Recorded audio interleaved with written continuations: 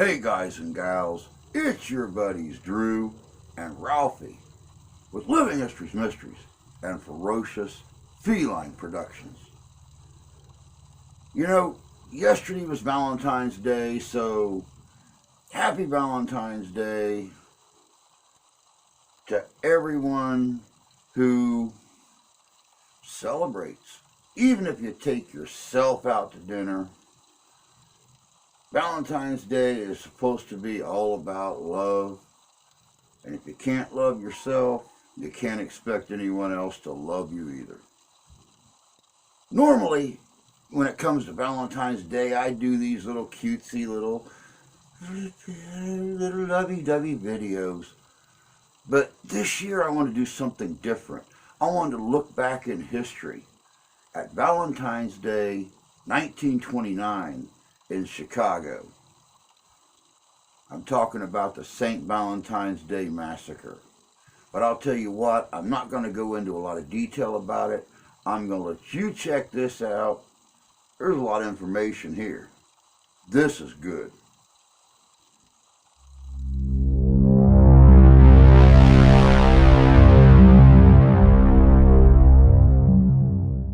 A city that is so filled with the history of crime, there has been little preservation of the landmarks that were once so important to the legend of the mob in Chicago.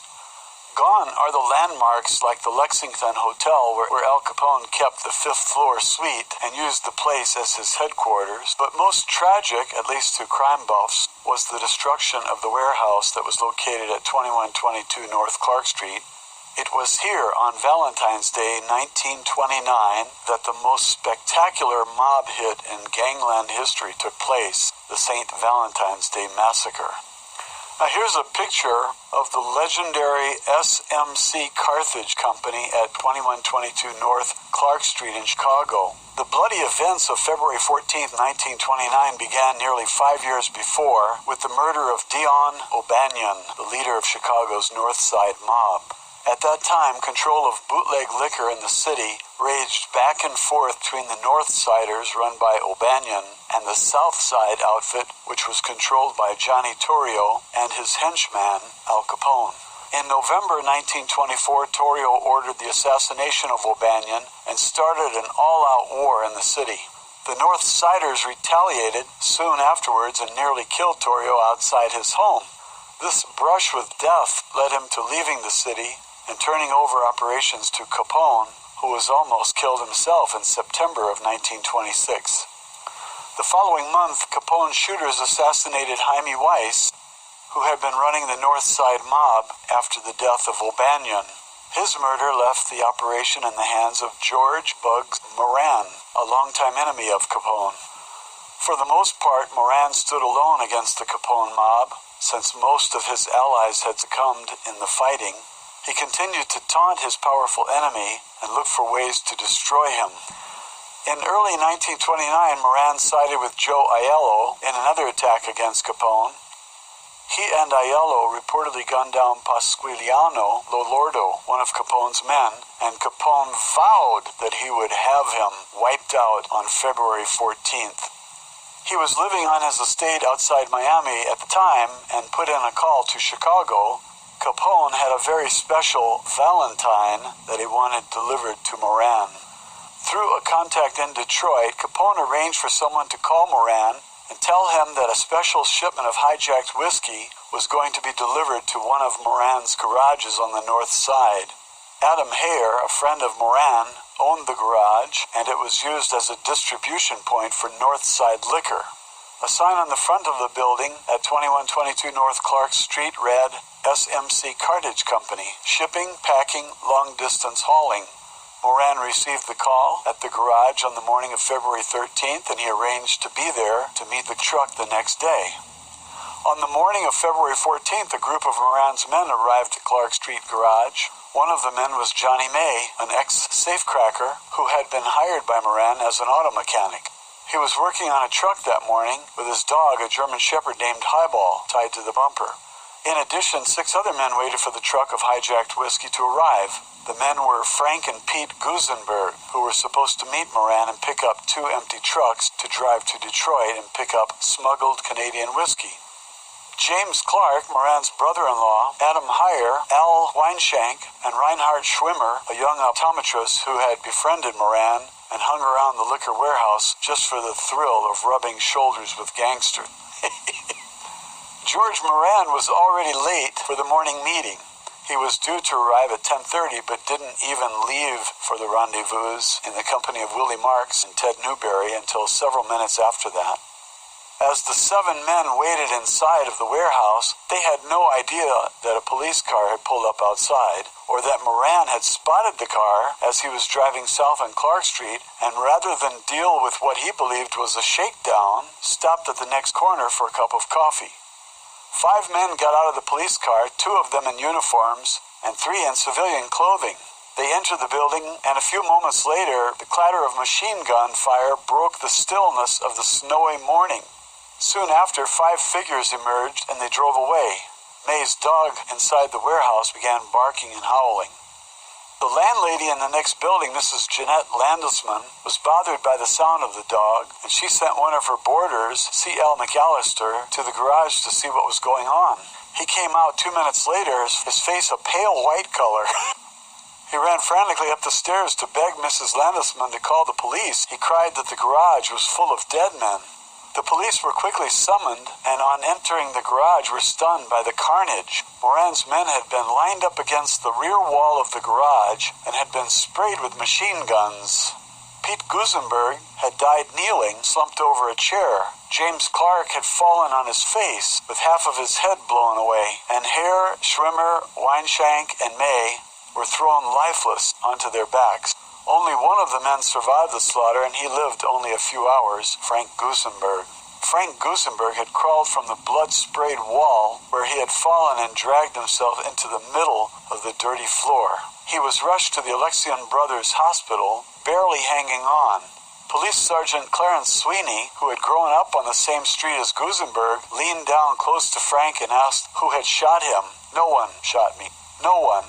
Nobody shot me," he groaned, and he died later that night.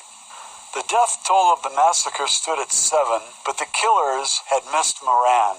When the police contacted him later and told him what had happened at the garage, he raved like a madman. To the newspapers, Moran targeted Capone as ordering the hit. The authorities claimed to be baffled, though, since Capone was in Florida at the time of the massacre. When he was asked to comment on the news, Capone stated, "The only man who kills like that is Bugs Moran." At the same time, Moran was proclaiming that only Capone kills guys like that, and Moran was undoubtedly right. The murders broke the power of the North Side Gang, and while there have been many claims as to who the actual shooters were that day, most likely they included John Scalise, Albert Anselmi, and Machine Gun Jack McGurn, all of whom were some of Capone's most trusted men. All 3 men, along with Joseph Juenta, were arrested, but McGurn had an alibi, and Scalise and Gunta were killed before they could be tried.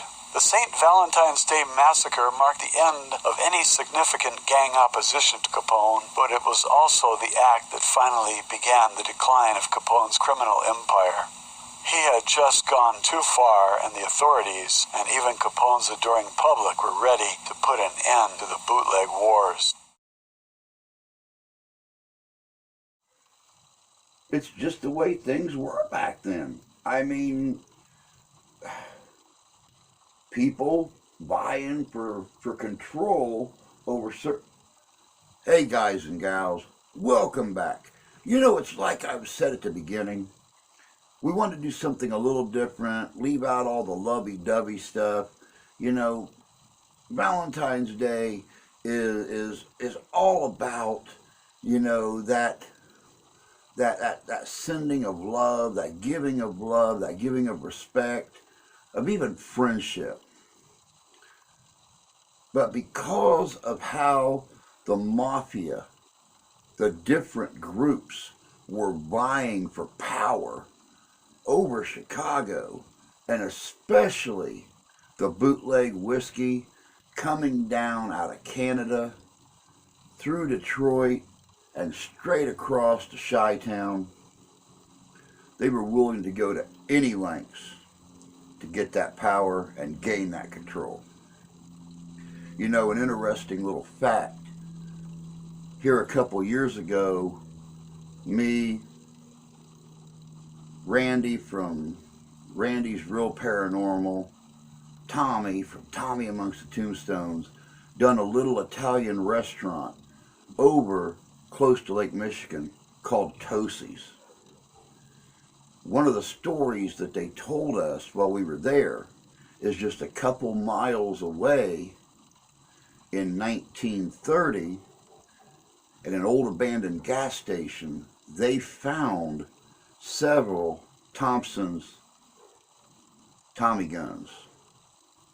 The same kind of guns that were used in the St. Valentine's Day Massacre.